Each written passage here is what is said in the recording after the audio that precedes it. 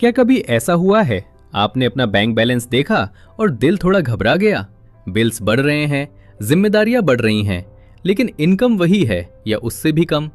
रात को सब सो जाते हैं पर आप छत देखते रहते हैं और धीरे से कहते हैं, यीशु अब क्या करूं? अगर आप इस समय फाइनेंशियल क्राइसिस से गुजर रहे हैं तो आज का ये जीसस मैसेज आपके लिए है। आज परमेश्वर आपसे पर्सनली बात करना चाहते हैं। बाइबल में यीशु कहते हैं, अपने जीवन की चिंता मत करो। आकाश के पक्षियों को देखो, वे न बोते हैं न काटते हैं, फिर भी तुम्हारा स्वर्गीय पिता उन्हें खिलाता है। मत्ती 6:25-26। ये सिर्फ एक बाइबल वर्स एक्सप्लेनेशन नहीं है, ये एक भरोसा है। आप अकेले नहीं हैं। जीवन से जुड़ी कहानी मान लीजिए एक व्यक्ति है, उसकी नौकरी चली गई, घर का किराया देना है, बच्चों की फीस बाकी है। वो बाहर से मजबूत दिखता है पर अंदर से डरता है। या एक छात्र जिसने लोन लेकर पढ़ाई की, डिग्री पूरी हुई पर नौकरी नहीं मिल रही। दोस्त आगे बढ़ रहे हैं और वो सोचता है, क्या परमेश्वर ने मुझे भुला दिया? सच ये है, फाइनेंशियल क्राइसिस सिर्फ पैसों की समस्या नहीं होती, ये आत्मविश्वास को भी हिला देती है। गहरा अर्थ। सरल शब्दों में जब यीशु कहते हैं चिंता मत करो, तो उनका मतलब ये नहीं कि काम मत करो। उनका मतलब है डर को अपने ऊपर हावी मत होने दो। पक्षी भविष्य की प्लानिंग नहीं करते, फिर भी परमेश्वर उन्हें भूखा नहीं सुलाते। तो आप जो उनकी अनमोल संतान है, क्या वो आपको भूल सकते हैं? फेथ इन हार्ड टाइम्स का अर्थ है स्थिति को देखकर घबराना नहीं, बल्कि परमेश्वर के स्वभाव को याद रखना। परमेश्वर का प्लान धीमा हो सकता है पर गलत नहीं होता। 3 व्यवहारिक जीवन सीख। 1 चिंता कम, कदम ज्यादा। चिंता करने से परिस्थिति नहीं बदलती, लेकिन एक छोटा कदम दिशा बदल सकता है।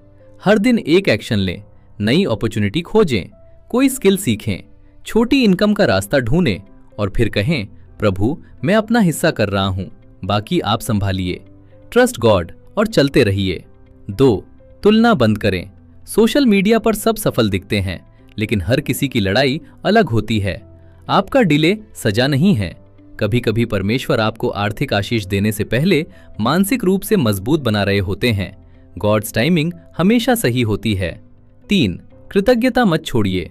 फाइनेंशियल क्राइसिस में भी आपके पास जीवन है, सांस है, प्रार्थना करने का अवसर है। जब आप धन्यवाद देते हैं, डर की ताकत कम हो जाती है। कृतज्ञता फेथ को मजबूत बनाती है। यीशु की ओर से दिलासा। कल्पना कीजिए, यीशु आपके पास बैठे हैं और शांत स्वर में कह रहे हैं, मैं तुम्हारी चिंता देख रहा हूं, मैं तुम्हारी रातों की बेचैनी जानता हूं। तुम मुझे भूल सकते हो, पर मैं तुम्हें कभी नहीं भूलूंगा। ये समय स्थायी नहीं है।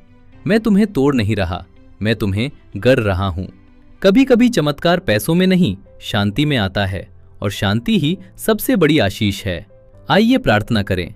प्रभु यीशु, जो भी ये सुन रहा है और आर्थिक तनाव में है, उसके दिल में शांति भर दीजिए। उसके डर को विश्वास में बदल दीजिए। जहां रास्ते बंद दिख रहे हैं, वहां नया द्वार खोल दीजिए। उसे याद दिलाइए कि आपका प्लान उसकी परिस्थिति से बड़ा है। आमीन।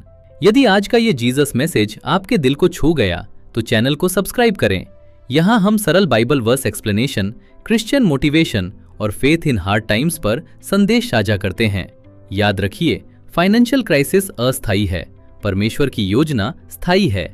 ट्रस्ट गॉड, वो आपको कभी नहीं छोड़ेंगे।